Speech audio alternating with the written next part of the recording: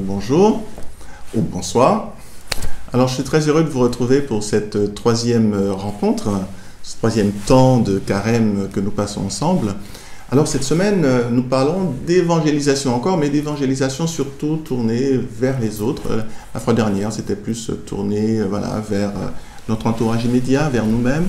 Et puis là, il s'agit de se tourner vraiment délibérément vers les autres. C'est l'évangélisation, c'est au sens de la mission, n'est-ce pas? La mission, on est amené à nous tourner vers les autres. Alors, chers frères, je voudrais vous lire un passage de Jésus, une exclamation de Jésus, en fait. Nous sommes dans l'Évangile selon saint Luc, chapitre 12, à partir du verset 49. Que dit Jésus?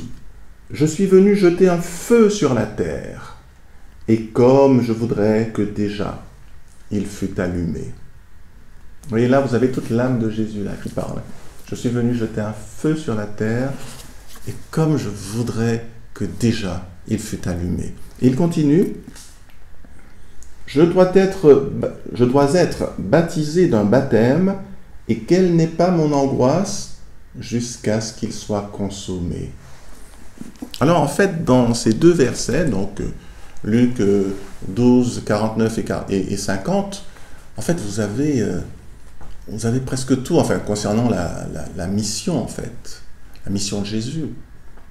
Il est venu allumer un feu, le feu de l'amour de son Père, le feu de l'Esprit Saint, sur la terre, sur toute la terre. Il veut toute la terre. Il ne veut pas simplement une petite localité autour de la Palestine, Israël, et puis on peut monter jusqu'en Phénicie, jusque dans les bords de l'Égypte. Non, non, il veut toute la terre. Il veut un feu qui prenne à toute la terre. Et en même temps, il nous dit déjà un truc qu'il faut capter. Je suis venu recevoir un baptême, et comme il me tarde qu'il soit déjà accompli.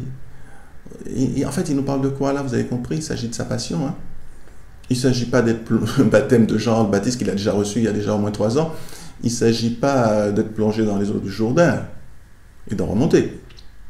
Il s'agit de plonger dans les eaux de la mort et d'en remonter le 3e jour.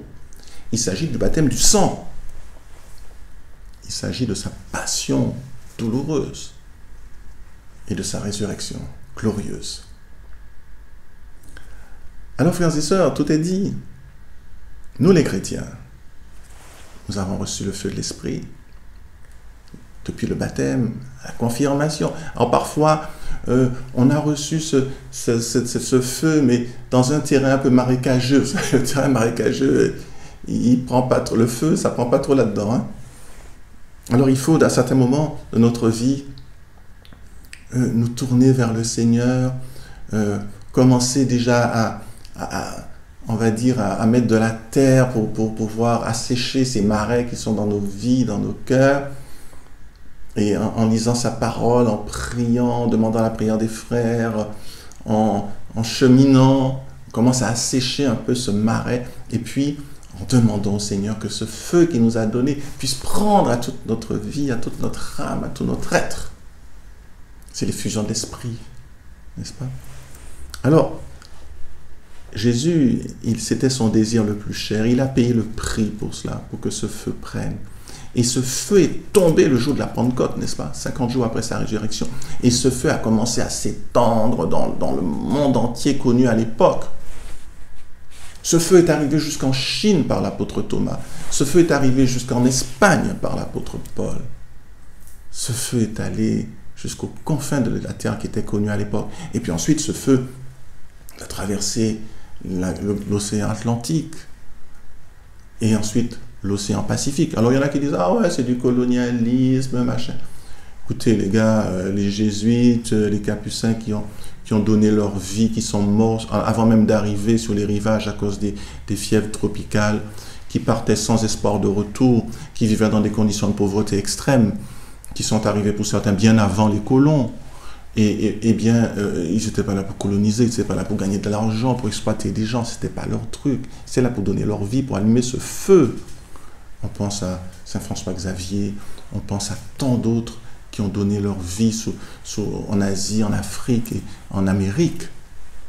Tant d'hommes, de saints hommes, de saintes femmes qui ont donné leur vie pour que ce feu prenne et arrive jusqu'à nous. Et à la fin de la colonisation, les populations savaient très bien faire la différence entre les colons et puis entre certains colons exploiteurs. Hein, ce n'était pas le cas de tous. Hein, il faut bien aussi être nuancé, parce qu'aujourd'hui, on ne connaît plus les nuances. Mais ils savaient très bien faire la différence entre, d'une part, la colonisation et d'autre part, l'évangélisation. Et c'est pour la raison pour laquelle l'Église est devenue... les églises se sont trouvées remplies, par exemple à la Martinique, quand on a sonné l'abolition de l'esclavage. Les gens sont venus en masse pour rendre grâce à Dieu dans les églises. Ils faisaient très bien la différence. Et en Afrique, on a des églises florissantes qui aujourd'hui évangélisent l'Europe. Allez voir dans les églises parisiennes, qui sont curés, qui sont dans ces églises-là, qui sont vicaires ou curés. Ce sont des Africains. Et on ne dit pas qu'ils colonisent l'Europe. Donc, on ne parle pas de colonisation dans ce sens-là. Pourquoi? Il faudrait parler de colonisation aussi. Alors, il ne s'agit pas de ça. Il s'agit de répandre un feu.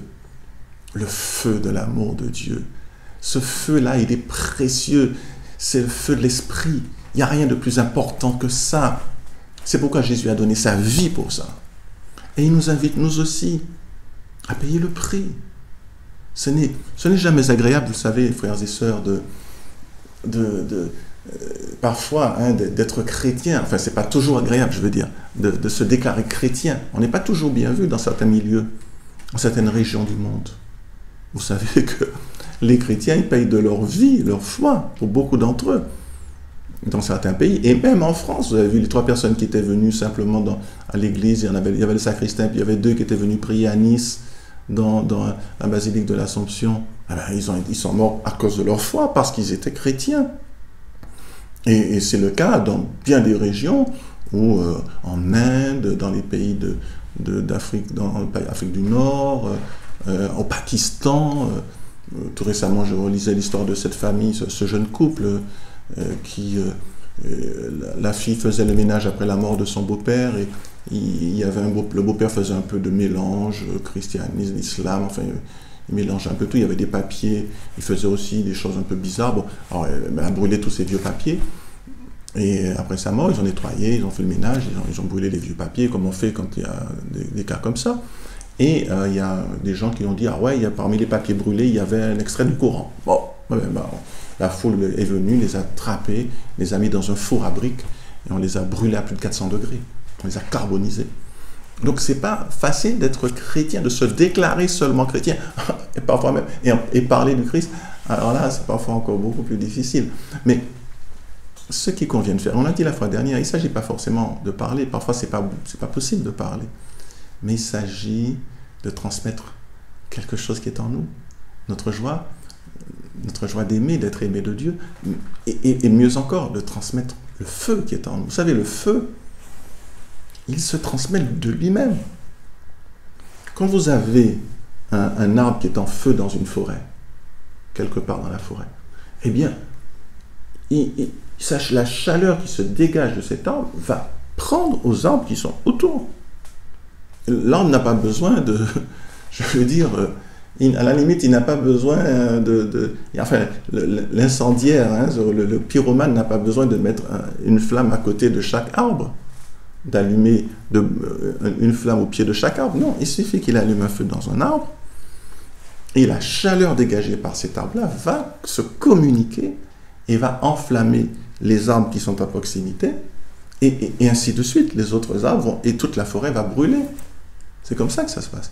Donc, il s'agit d'abord pour le chrétien de se laisser brûler par le feu de l'esprit, le feu de l'amour de Dieu. Et c'est ça l'évangélisation en fait. Quand vous avez ce feu-là en vous, vous communiquez la foi naturellement. Et si vous avez à parler, vous n'allez pas casser les pieds aux gens, vous n'allez pas les ennuyer, parce que vous allez parler de quelqu'un que vous aimez. C'est comme par exemple le jeune garçon qui est amoureux et qui parle de sa fiancée à son entourage.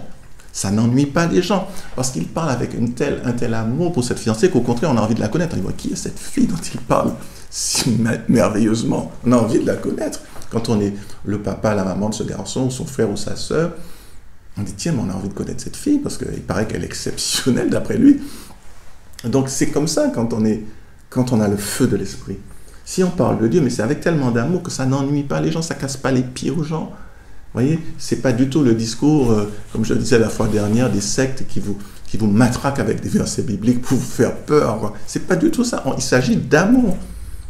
Il s'agit de parler de quelqu'un qu'on aime. Il s'agit de laisser le feu qui est en nous rayonner. Et à partir de là, bon ben, qu'on parle ou qu'on ne parle pas, le feu s'étend. Alors, frères et sœurs, en ce jour, je voudrais nous inviter tous en ce temps de carême, à nous livrer pieds et poings liés, si je puis dire, à nous livrer complètement au feu de l'Esprit Saint, à demander au Seigneur une nouvelle effusion de l'Esprit, pour que toutes les zones qui ne sont pas encore touchées par le feu de l'Esprit, les zones qui sont en nous, que ça soit en rapport avec nos relations avec telle ou telle personne, que ça soit en rapport avec notre famille, parce qu'il y a des blessures, que ce soit en rapport avec notre sexualité, que ça soit en rapport avec notre profession, que ça soit en rapport, peu importe, que toutes les zones de notre vie soient prises par le feu de Dieu, que tout notre être soit comme une braise ardente. Vous voyez, quand le bois brûle, eh bien, ce n'est que quand il devient braise qu'il est vraiment embrasé. Parce que toutes les fibres du bois à ce moment-là sont prises par le feu. Il faut que toutes les fibres de notre être soient prises par le feu. Et à ce moment-là, nous pourrons communiquer ce feu. Nous pourrons évangéliser dans la puissance de l'Esprit Saint. Et nous pourrons atteindre même des zones marécageuses où le feu a du mal à prendre. Le feu qui est en nous va assécher les marais. Et le feu va prendre dans les marais. Vous voyez, le feu va brûler dans les marais également. Vous voyez, les cœurs les plus endurcis, les plus marécageux vont brûler aussi à leur tour et vont répandre la bonne nouvelle, vont répandre le feu autour d'eux également à leur tour. Frères et sœurs, c'est une belle espérance que je vous annonce aujourd'hui. Le pape François nous invite, et notre évêque aussi, bien entendu, à être des disciples missionnaires. Ça veut dire des gens qui ne se contentent pas d'avoir ce feu, mais qui ont soif, comme Jésus, que ce feu prenne à toute la terre, que ce feu soit allumé partout. Je suis venu allumer un feu sur la terre, et comme il me tarde qu'il soit allumé. Amen.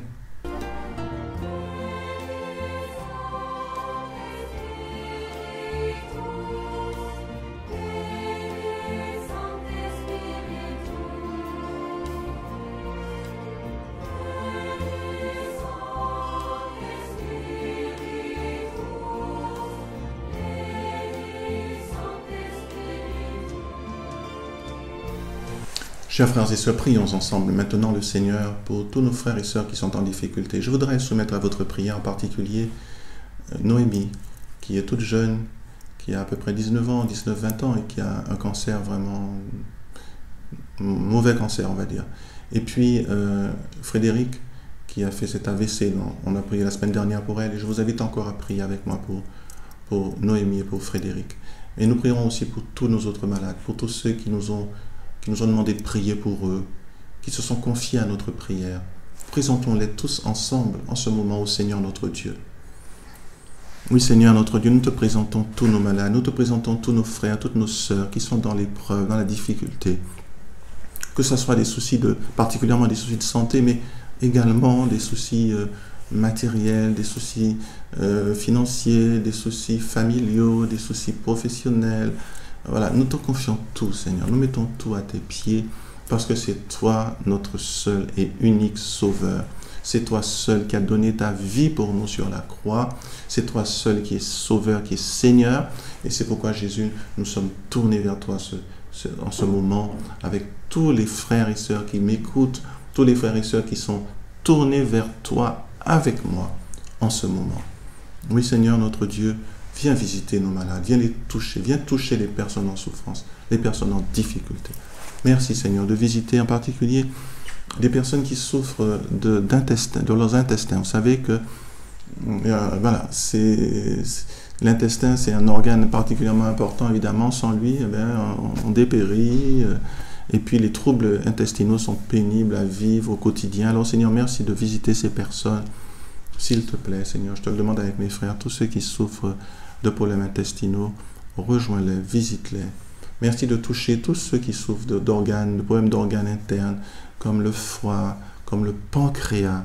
Et vous savez que le pancréas malade, eh bien, c'est des problèmes d'insuline, hein, qu'il faut des injections, c'est pas évident. Alors Seigneur, s'il te plaît, visite les personnes qui souffrent de ces organes essentiels que sont le foie et le pancréas, sans lesquels on a du mal à vivre. Alors visite, renouvelle aussi les personnes qui sont insuffisants rénaux, renouvelle leurs reins, renouvelle tous ces organes, nous t'en supplions, Seigneur. Touche aussi ceux qui ont des problèmes cardiaques, nous te les confions, Seigneur.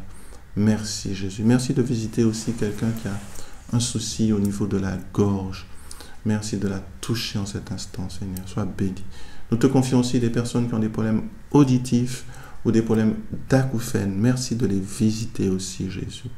Merci de toucher les personnes qui ont ces soucis-là. Tu es un Dieu vivant, tu es un Dieu merveilleux.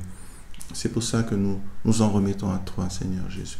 Je voudrais, Seigneur, te confier. J'ai parlé tout à l'heure de Noémie qui a le cancer. Eh bien, je te supplie avec mes frères et sœurs de toucher cet enfant, cet instant, Seigneur, cette jeune fille.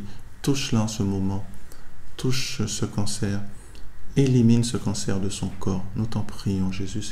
C'est toi qui peux le faire, Seigneur.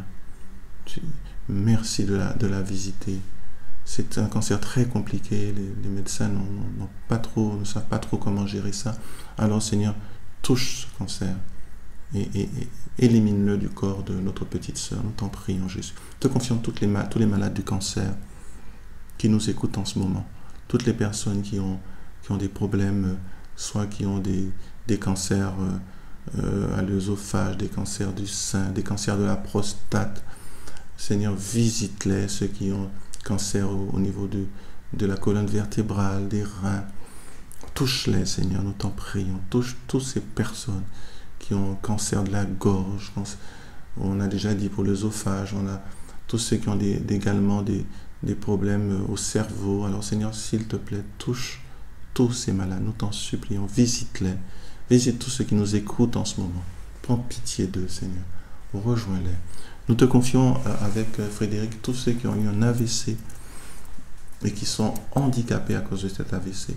Touche-les aussi, Jésus. Visite-les, renouvelle tout le système cardiovasculaire, les systèmes également, tous les nerfs, tous les conduits des nerfs pour qu'ils retrouvent leur faculté perdue, capacité de parler, capacité de se mouvoir, de marcher, de remuer, de gérer leurs membres, les jambes, les pieds, les bras, les mains.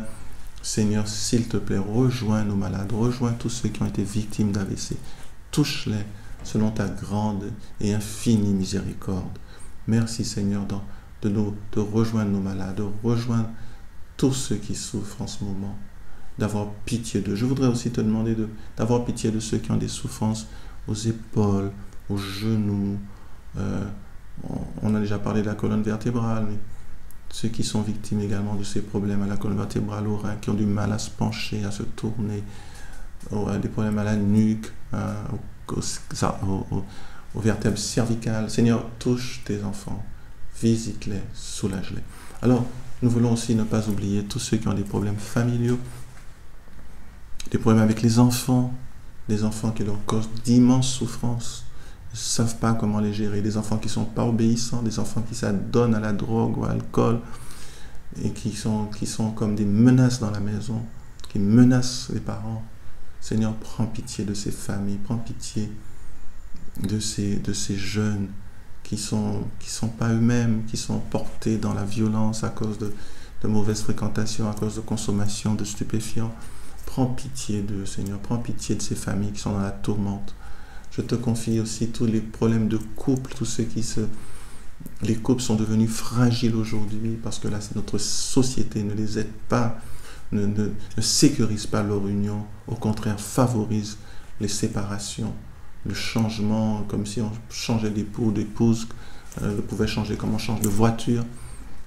Seigneur, prends pitié de ces couples en souffrance. Prends pitié de ceux qui sont délaissés, qui sont abandonnés. Prends pitié de ceux de ceux qui sont dans la posture de quitter le conjoint. Ils sont en position de force, mais éclaire-les, Seigneur, pour qu'ils comprennent que ça va se retourner contre eux, que ce n'est pas la solution de briser un engagement qui a été pris. Seigneur, prends pitié de nos familles, prends pitié des couples, ceux qui se sont dit oui, en particulier, pour qu'ils demeurent fidèles à leur engagement.